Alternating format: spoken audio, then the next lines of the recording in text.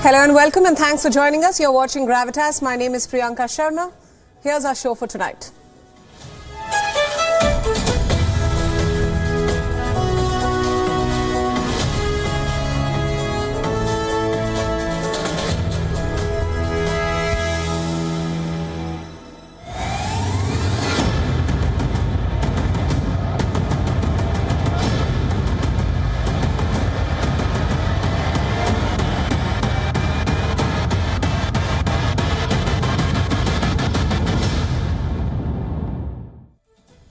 It is clear, America is losing every war that it has started.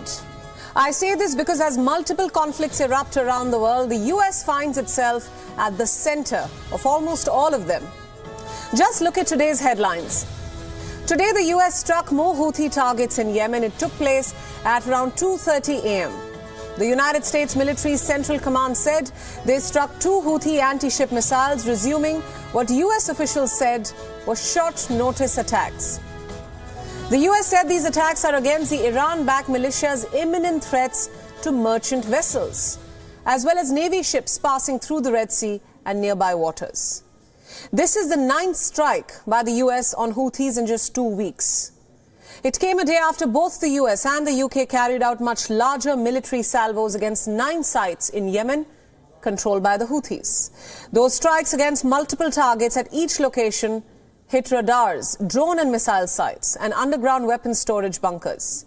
The Houthis, who control the most populous parts of Yemen, have said that their attacks on Red Sea shipping are in solidarity with Palestinians amid the Gaza war. These attacks have disrupted global shipping and deepened concerns that the fallout from this war, the Israel-Hamas war, could destabilize the entire West Asia region. Since the United States started striking Houthi military sites in Yemen on January 11th, the Pentagon says it has destroyed over 25 missile launch facilities and over 20 missiles. It says it has also struck drones, coastal radar, air surveillance capabilities, as well as weapons storage areas.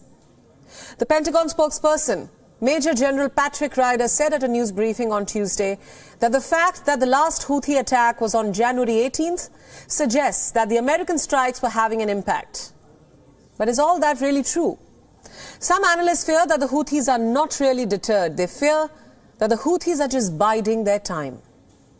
Last week, Biden admitted that the American strikes won't stop the Houthis. He said in a briefing, and I quote, "Are they stopping the Houthis? No. Are they going to continue? Yes." So what is it that the Biden administration wants to achieve in Yemen? Biden's strategy in Yemen aims to weaken the Houthi militants, but it stops well short of trying to defeat the group altogether or directly confront Iran, which is the Houthis' main sponsor. According to American media outlets, this strategy seems to be a blend of limited military strikes, sanctions, and it appears this is aimed at punishing the Houthis while at the same time attempting to limit the danger of a wider regional conflict.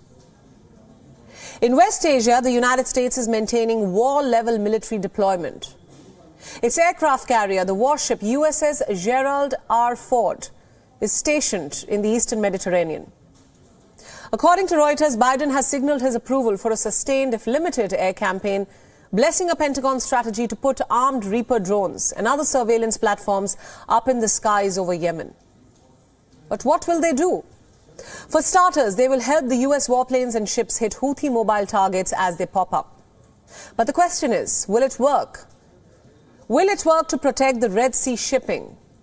The US formed a naval task force, remember? They call it Operation Prosperity Guardian. The point was to stop attacks by Houthis altogether. So far, it has been lackluster, to say the least. It has seen a tepid response from US partners. US allies like France, Italy and Spain are operating independently. Despite being a key regional player, Saudi Arabia is also absent from the US-led operation. It is because Saudi wants to avoid any negative impact on Yemen negotiations and its relations with Iran. Furthermore, the UAE's reluctance may stem from avoiding perceived support for Israel. That's perhaps why Operation Prosperity Guardian's inability to function as a coalition highlights divisions among US and its friends. This only adds to the doubts about the US's ability to drive international cooperative mechanisms. Do not forget, the Houthis may have turned the Red Sea into a war zone, but they are also a battle-hardened group. They have fought the Saudis for years. The Houthi missile threat is now known to be quite high. Their arsenal is substantially more. Therefore, Houthis have proven themselves to be a formidable adversary to the United States and its allies in the Red Sea. And that is exactly why that the US has no good options when it comes to combating the Houthis in the Red Sea. Before I tell you why, here's what else you need to know. Not just Yemen, the US also conducted airstrikes in Iraq. On Tuesday, the United States struck 3 facilities linked to Iran-backed militia, the Kataib Hezbollah. These strikes came after a weekend attack on an Iraqi airbase that wounded US forces. Since the Israel-Gaza war began in October last year, US troops in Iraq and Syria have been attacked about 150 times. That's right. This is a message from Tehran to its arch-nemesis, America, a message of resistance. You see, these attacks against the US are a form of retaliation for its support to Israel. The Iraqi government strongly condemned US strikes. A spokesperson for the Iraqi Prime Minister, Mohammad Shia al-Sudani, said the US strikes blatantly violated his country's sovereignty. The US is aware of the perils of such an escalation. The United States has tried to tread carefully, engaging with regional powers and sending messages that it wants no escalation. It has even openly demanded of its ally Israel that it limits civilian suffering in the war and end the root conflict, which is the Gaza war, as quickly as possible, that too, but to no avail. For the longest time, the United States has been the most powerful nation. It won 2 world wars. It defeated the Soviet Union, and it still possesses the world's top military. But for the past year and a half, the United States has imposed gigantic costs on Russia by supporting Ukraine. That has also started looking like a lost war. Then the US started supporting Israel in its war against Hamas. That has opened new fronts in West Asia. Let's not forget the issues in the Taiwan Strait, the Korean Peninsula. How many wars can America fight at the same time? All of America's adversaries, Iran, Russia, China, they're all prepared. But the question is the US ready for a war of great powers? Or more importantly, is America in any position to stop it if it boils down to it?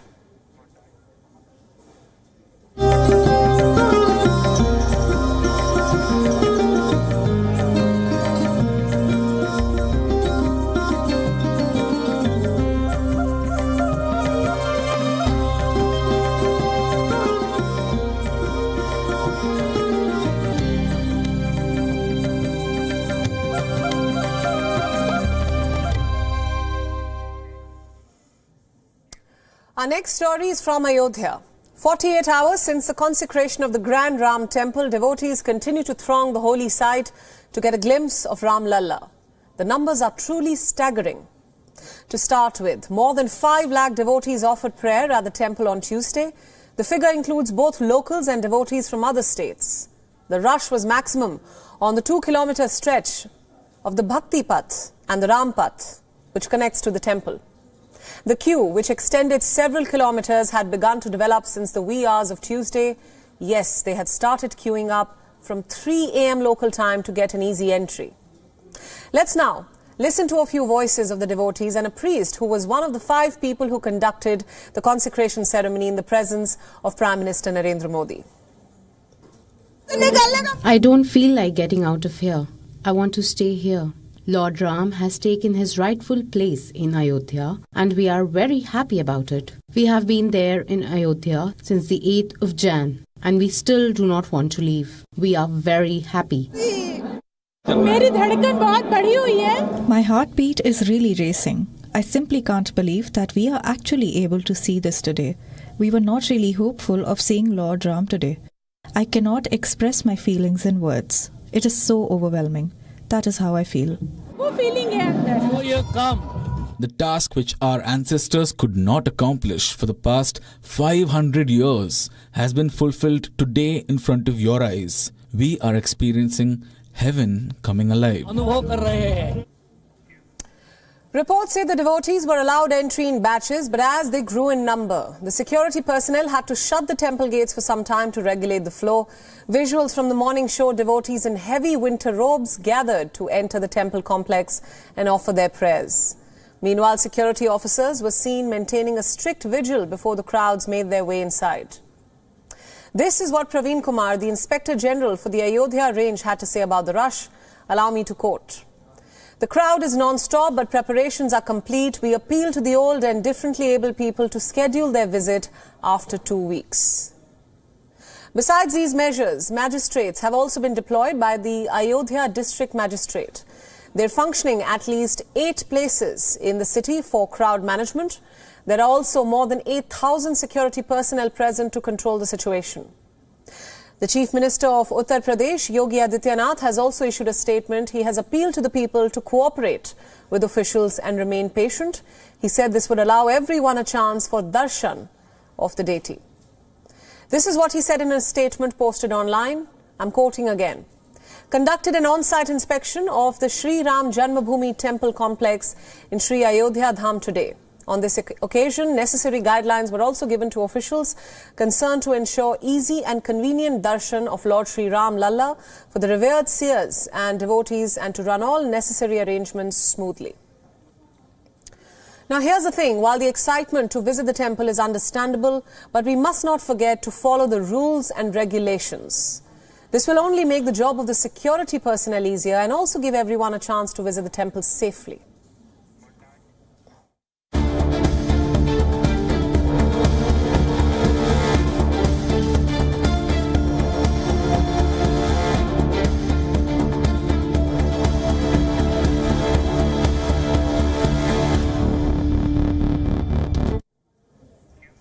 Let's move on and talk about China's real estate market. It's in a free fall. The bubble popped about 2 years ago. It has all been downhill ever since. But it seems the worst is yet to come, and it's making real estate agents desperate to make sales. How desperate are we talking? Enough to run bizarre advertisements like this one. Let me read it out for you. Buy a house, get a wife for free. I'm not making this up. The slogan was featured in an ad run by a property company in Tianjin. It joked about handing out wives as freebies. The original saying goes, buy a house and give it to your wife, but it was structured in a manner that it typically used to offer freebies to home buyers. The new slogan was supposed to be a clever play on words, but it turned out to be a failure. And thank goodness for that. The company expected to steer sales through this very ad, but what it actually attracted was a fine of more than $4,000. You see, this is how desperate the situation has become. Marketeers are risking it all to get in a few sales. A residential compound in China's Zhejiang province promised a 10-gram gold bar to its buyers.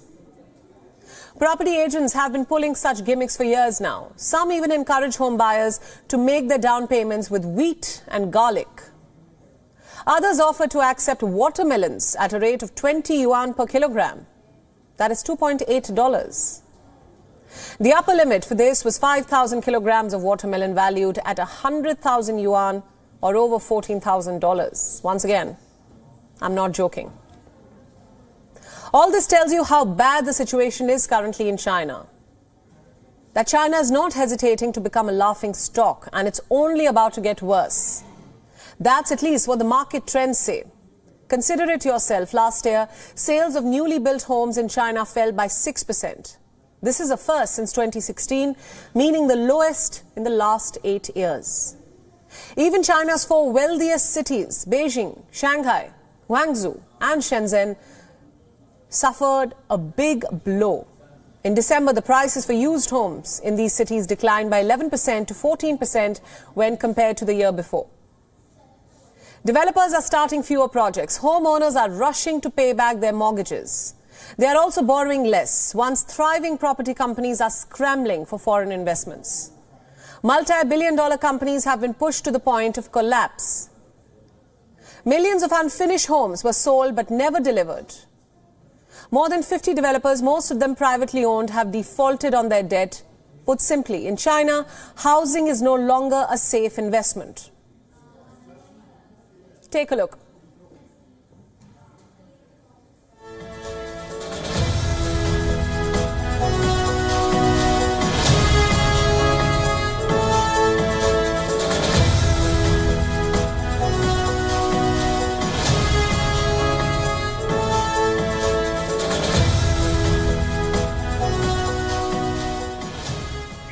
The downfall began when real estate developer Evergrande defaulted. This set off a chain reaction of defaults and business losses.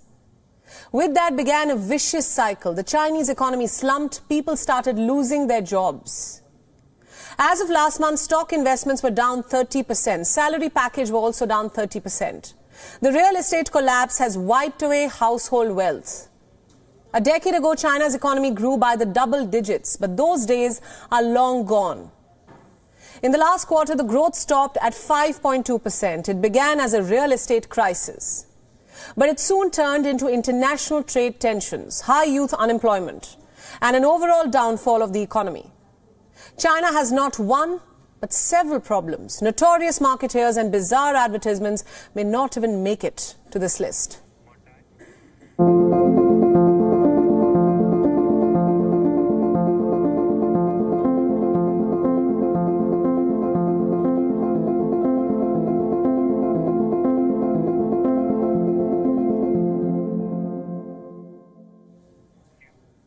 If I told you that plants can talk, would you believe me? Long back, when Britain's King Charles was asked about this, about what he did in his garden, he said he would talk to plants and they would respond. You see, the king was convinced that they'd talk to him. Can someone now call him wrong or delusional? Because scientists have confirmed what King Charles has known from his youth, that plants do in fact talk to each other. They have now been caught in the act. Now let me make this clear. Plants don't talk the way you expect. They have their own language, so to speak. You see, plants are surrounded by a fine mist of compounds. They use these airborne compounds to communicate. You can think of them as scents or smells. These compounds warn plants of the dangers nearby like an alarm. Now, how do plants receive and respond to these alarms? That's exactly what Japanese scientists have recorded. Take a look.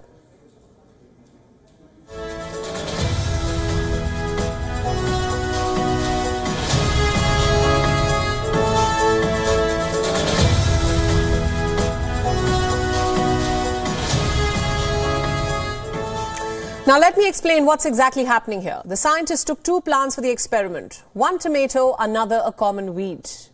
Both the plant systems were connected using rigged air pumps. The leaves of the tomato plants were cut. They were also infested by caterpillars. Now the scientists waited to see how the plants would react. One injured and another normal. How would they interact? As expected, the caterpillar-riddled tomato plant released airborne compounds. It wanted to alert its unaffected neighboring weed to brace up for the threat. But how did the weed respond? That is what you are seeing in this video on your screen. Do you see a fluorescent wave passing through the leaves? These are in fact calcium signals rushing within the plant, essentially signaling that a communication, or rather a talk, has taken place. Under normal conditions, you won't be able to see this phenomenon, but the weed that scientists use was genetically modified to emit fluorescent green light on detecting calcium ions. Now, was that too much science for you? Let's keep it simple. Scientists have known that plants can talk since the 1980s. They have detected it in more than 80 plant species, but it was for the first time that they captured it on camera. Up until now, they knew how plants sent messages. Like in this case, they knew how the injured tomato plant would alert the unaffected weed plant. What they didn't know was how this message would be received. But the experiment made it clear. The undamaged plant received the signal loud and clear and responded with a burst of calcium signaling across its outstretched leaves. You see, there's no idle chatter among plants. They know how to communicate efficiently and evade their predators.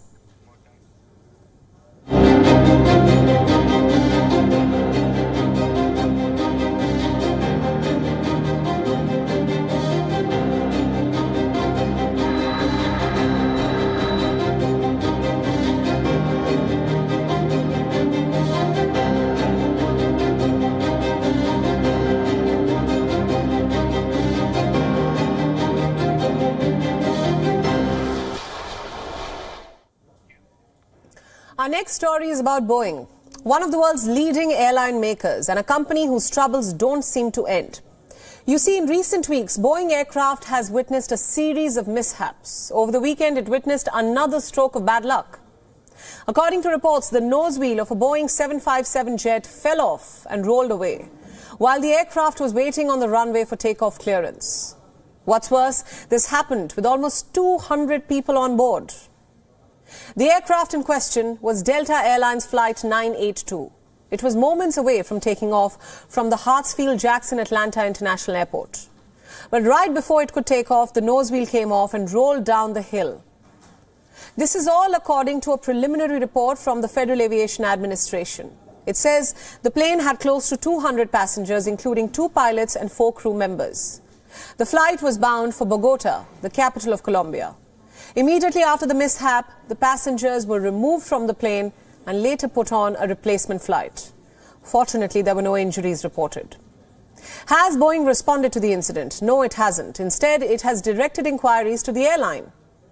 Taking onus for the incident, Delta issued this statement. Allow me to quote. Delta Flight 982 Atlanta to Bogota was taxiing for departure when a nose gear tire came loose from the landing gear. All customers and their bags were removed from the aircraft, transferred to the gate and onto a replacement aircraft. We apologize to our customers for the inconvenience. Remember, this development comes at a tough time for Boeing. Just a few weeks back, a panel on an Alaska Airlines flight blew out mid-flight.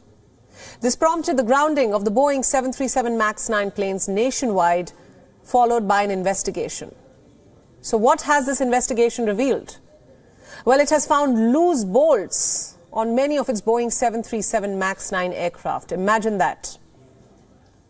And last week, a Boeing 747 cargo plane had to make an emergency landing. This was right after it was seen spewing flames in the night sky over Miami. The flight, which was headed for Puerto Rico, suffered an engine malfunction. How did this happen? Well, a preliminary examination of the engine revealed a softball-sized hole above the engine. Then in February 2023, a Boeing 737 Fireliner crashed while battling bushfires in Western Australia. Aviation experts call the crash very unusual and very rare. Fortunately, crew members survived the incident. This was the first crash involving a Boeing 737 in Australia. Now, these were just a few examples. There are many more incidents involving Boeing aircraft, and they all beg a very important question. Should you be worried before boarding a Boeing plane? I mean, the list of tragedies involving Boeing aircraft is exhaustive.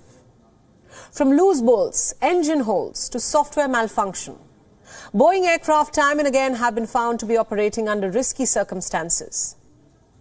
They have also been subjected to investigations and in some cases even grounded. Yet, Boeing planes continue to make headlines for all the wrong reasons. Is it time that authorities the world over to subject Boeing to heightened scrutiny? Well, the pressure to do so should also come from those flying on board a Boeing plane.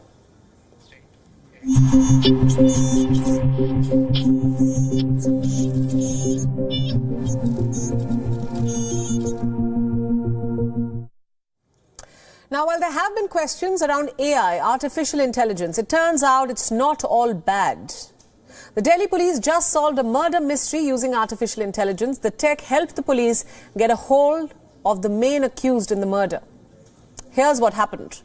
It was the 10th of January. The dead body of a young man was discovered beneath a flyover in East Delhi. Who was this person? Nobody could tell because his face was so damaged that it was beyond recognition. The victim couldn't be identified, let alone the culprit.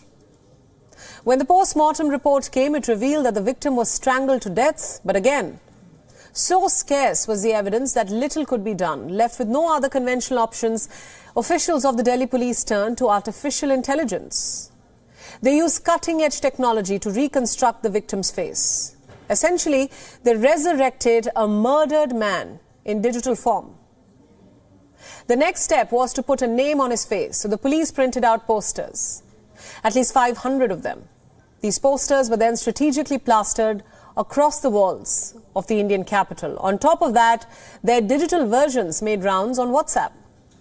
Soon a breakthrough came. One of the posters prompted a man to call the police. He claimed that the victim was his elder brother, Hitendra. Further investigation revealed that Hitendra had a dispute with 3 other individuals. The dispute led to a fatal altercation. The 3 men strangled Hitendra to death and concealed the evidence with the help of a woman. The police quickly took action on these revelations. All 4 individuals involved in the murder were soon arrested. You see, artificial intelligence has a crucial role to play in criminal investigations. It is used for video and image analysis. This Delhi murder mystery case was a classic example of that. Then it is used for DNA analysis. As you know, DNA technology has advanced over the years. Forensic scientists can now detect and process low-level, degraded or otherwise unviable DNA evidence. Due to this increased sensitivity, DNA analysis can now involve someone who was close to the victim but not associated with the crime at all.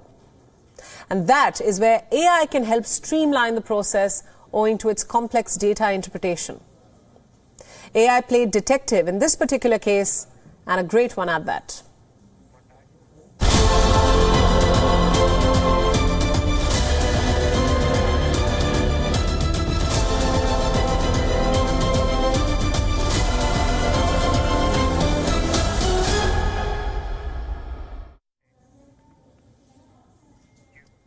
Our next story is from the United States. This year it's going to witness a rerun of 2020. A rematch between Joe Biden and Donald Trump. Yes, Trump's victory in the New Hampshire primary has dealt a big blow to his strongest challenger and strengthened his hold on his party's nomination. He now heads towards a likely November rematch with Biden. His critics, however, disagree. They point at how Nikki Haley is still in the race. She finished second in New Hampshire. She remains steadfast and told her supporters at a primary night party in Concord that the race is far from over. She congratulated Trump, but vowed to fight and challenge him to debate her. But Biden's re-election team is only looking at Trump's New Hampshire win. They're taking it as a starting gun for what will now be the longest and most grueling election campaign in modern American political history. They believe Trump poses a far greater threat to Biden than Nikki Haley, who now plans to take her bid back home to South Carolina. But Biden's team believes that this is already a lost cause. As I speak, they've already assumed Trump to be Biden's primary challenger. And if that happens, the big question is, who will be Trump's vice president nominee? Well, a lot of his allies and former rivals within the Republican Party have started making appearances on the campaign trail. They're rallying support for Trump and pledging their loyalty to him. But Trump himself has kept fairly quiet about his preferred candidate. He says he's in no rush to select a vice president. As Trump keeps people in the dark, analysts have come up with some names who may be on the shortlist. On top of the list of vice president hopefuls is New York Representative Elise Stefanik, a 39-year-old who was once seen as a moderate, Trump-hesitant Republican. She has now drifted closer to the Trump faction of the party. So much so that she has grown into one of Trump's most loyal defenders. In fact, she's even open to serve as vice president. Last weekend, she told reporters that she would be honored to serve in the Trump administration in any capacity. Next on the list is Tim Scott, an erstwhile competitor for the Republican nomination. He's a senator and the most prominent black Republican in the U.S. However, his campaign failed to gain traction with voters due to his lackluster debate performance. So the 58-year-old has seemingly thrown his hat in for the vice president's post by giving his endorsement to Trump. And the third name on the list is J.D. Vance, a 39-year-old junior senator from Ohio. He was in New Hampshire this weekend rallying support on behalf of Trump. Interestingly, he once identified himself as a never-Trumper, but has now refashioned himself as a loyal disciple. So, these were just a few of the big names. Besides them, there are other names floating around, like Carrie Lake, Sarah Huckabee Sanders, and Vivek Ramaswamy. Who among them will get a chance to be Trump's vice president? We'll be watching closely, of course.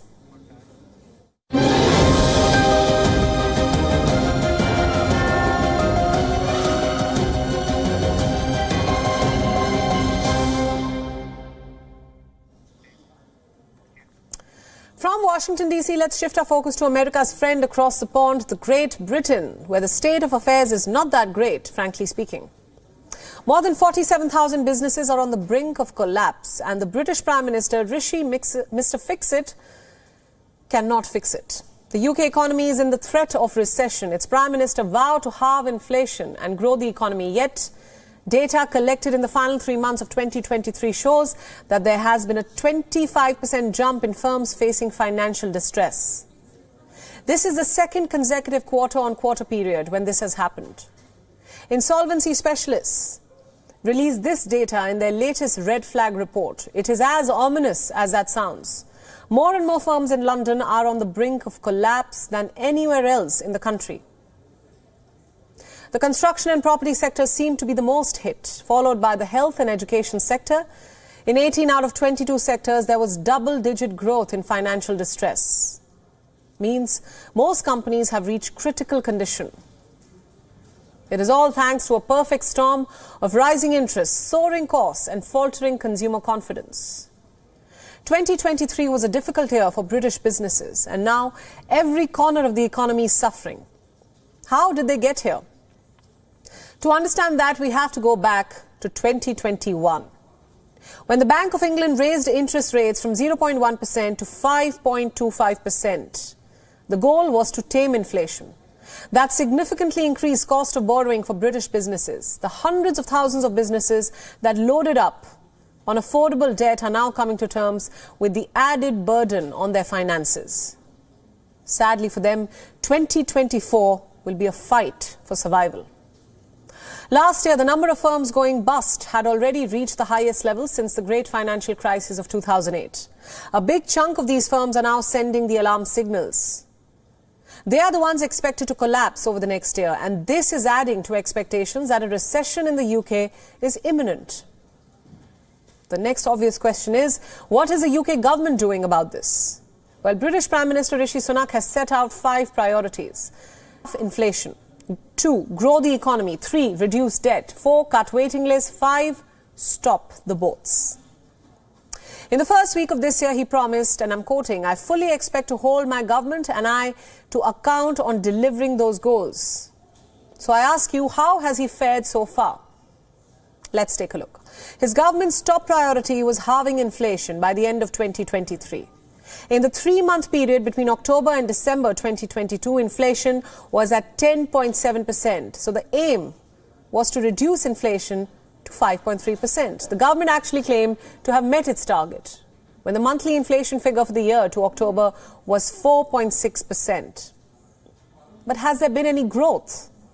Latest monthly figures for November show there has been very little growth in 2023. The quarterly figures show the economy grew 0.3% in the first 3 months of 2023. It had zero growth in the next 3 months. Then it shrank 0.1% between July and September. It seems the pledge to grow the economy only has been made more difficult by the UK government's promise to halve inflation. The Bank of England put up interest rates 14 times to stop prices rising so quickly. This reduces spending and slows down economic growth. And let's not forget, the UK government's debt also remains high. The latest figures for December showed that the government debt stood at 97.7% of the size of the economy. Sunak has often been projected as a problem solver. That's how he's been portrayed to the public since he arrived in Downing Street. But with the writing on the wall, Sunak, it seems, faces a bleak economic backdrop in the expected 2024 elections in the United Kingdom.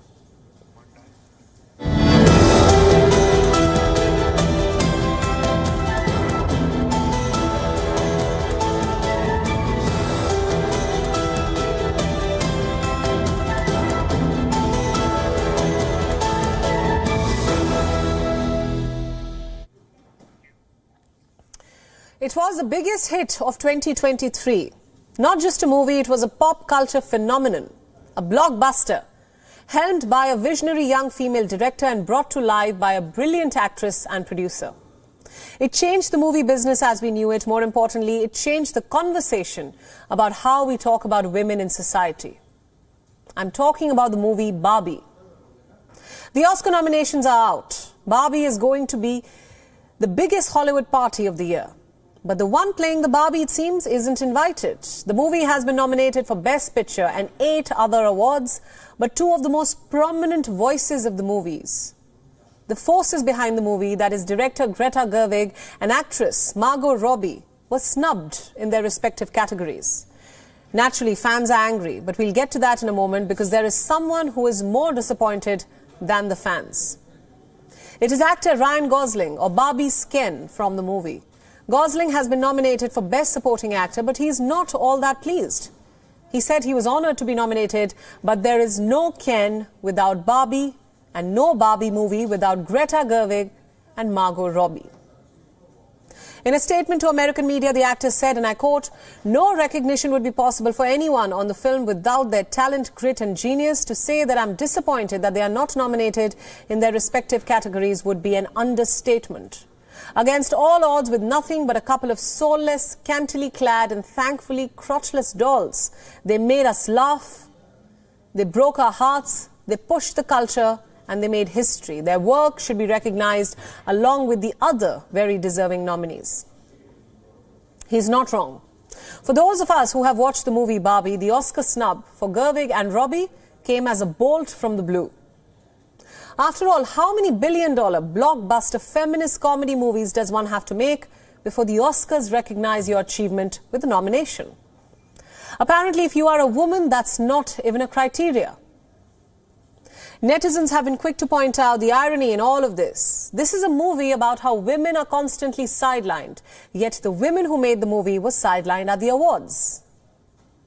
One fan said, "Ken getting nominated and not Barbie is honestly so fitting for a film about a man discovering the power of patriarchy in the real world." Fans expressed their outrage also over the fact that Ken was nominated but not Barbie.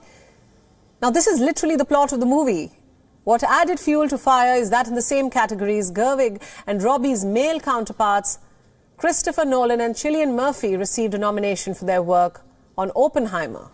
That is Nolan's blockbuster movie, which got 13 nominations. It is in prime position to win many awards. And so fans have highlighted how Greta Gerwig and Margot Robbie were as crucial for the success of Barbie as Nolan and Murphy for the success of Oppenheimer. Imagine if the men in this case were deemed not Oscar-worthy. You can't even imagine that, and that's precisely my point. This is the reality highlighted in the movie. Bottom line is this: the absence of Gerwig and Margot Robbie in their respective categories is glaring, puzzling, ironic, and sad. If it were up to us, we'd say that a movie which shows how hard women have to be, how hard they have to work to be recognized, has more gravitas than some others made by and about men.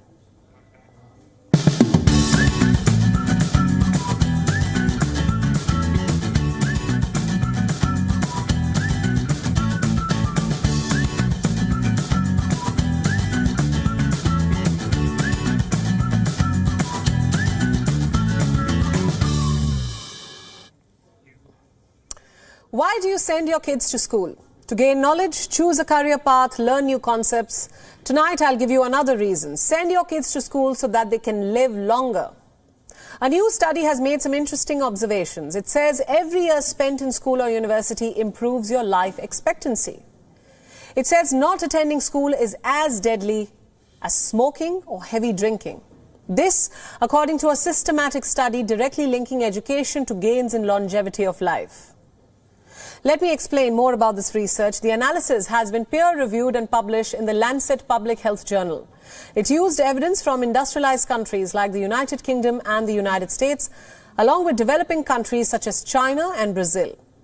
The study found that an adult's risk of mortality went down by 2% for every year that she spent receiving full-time education. The risk of death was lowered by 34%. The study establishes more links between education and health. If you complete primary, secondary and tertiary education, it was equivalent to a lifetime of eating a healthy diet. In fact, you may think I'm exaggerating when I say this next part, but believe you me, this is what the study says. Not attending school at any point is as bad as consuming excessive alcohol or smoking 10 cigarettes a day for a decade. Yes, education is a right. This is not news. But what does a life of study have to do with longevity of life? Well, it's simple, really. A well-rounded education is a ticket to a better life. More opportunities, higher income, access to better housing, a better lifestyle, a better diet. So naturally, all this will add many more years to your life. But here's a thought. Note the timing of this study. Let's analyze the state of affairs in the United Kingdom. We've already told you about them. Now, UK is one of the countries which form the focus of this study. England currently is struggling to keep children in school. Data from last year shows an alarming trend. The number of students not completing a university course in England, Wales and Northern Ireland is up to its highest recorded level. The number went from 32,491 in 2018-19 to 41,630 in 22-23. Now that's a rise of more than 9,000. So why are students refusing to seek higher studies? 1. Poor mental health. 2. Financial distress. You see, the high tuition fee followed by the pressure to pay off student loans is dissuading students from studying more. So while a study linking education and longevity of life is great, but it will take much more than that to keep students in school.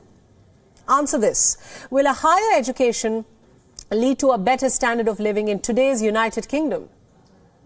We all know about the UK's miserable housing crisis, its crippling cost of living crisis. Will educated people have access to affordable housing? Will an expensive degree guarantee a big fat salary to survive the crushing cost of living currently in the UK? So to sum it up, we welcome the study for stating the obvious. Study more, live longer. Unfortunately, like all research, it fails to tell us how to beat the odds. How to get that dream job in a market where there are very few jobs. How to afford basic amenities when costs are through the roof. How to buy that dream house amid a housing crisis. Once we have those answers, I'm certain we'll all be going back to school.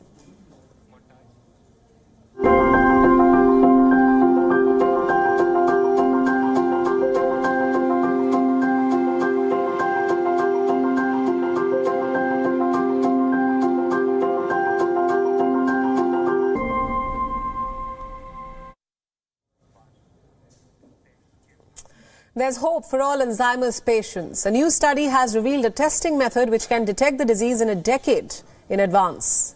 And don't worry, it's not as invasive like spinal tap. The study claims that the disease can be detected using a simple blood test. Yes, you heard it right. It doesn't even need a special kit. The kit was already available for clinical use, so it's going to be light on your pockets. Our next report has all the details. What if Alzheimer's disease could be caught well in advance? What if a simple blood test could detect it? Sounds too good to be true, doesn't it? Well, it could soon be the reality. Breakthrough research has found that a blood test can flag Alzheimer's symptoms. Swedish scientists did it using a simple testing kit that is already commercially available. Here's how it works. The scientists used an assay kit created by the company Alzheimer's. It can detect tau proteins in the blood, that too with an accuracy of 97%. Now these proteins are associated with the Alzheimer's disease. They start building up on the brain, but the symptoms don't show for the next 10 to 15 years. And what are these symptoms?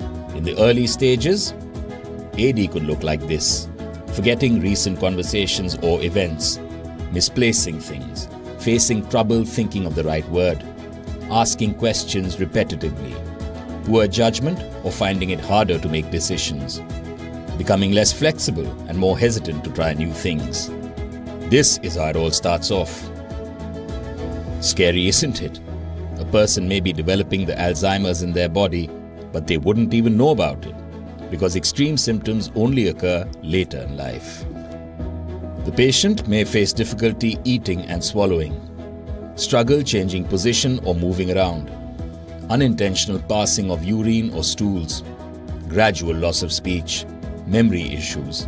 While hallucinations and delusions may come and go over the years, they can worsen as the disease progresses. The sad part is, many patients don't find out about the condition until it's too late. And that is what scientists are trying to change. They say the test can be used by people of any age who fear they may have Alzheimer's.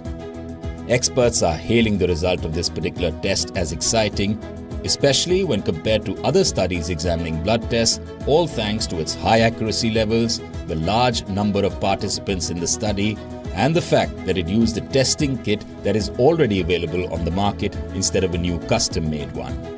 For the first time ever, a blood test has come as close to detecting tau proteins as other invasive procedures such as a spinal tap. ALZ Pat says that the latest breakthrough will be available for clinical use by the end of this month. It will also be commercially available soon. Does it mean we will be able to catch Alzheimer's sooner than ever? Seems very likely. At least that's the hope.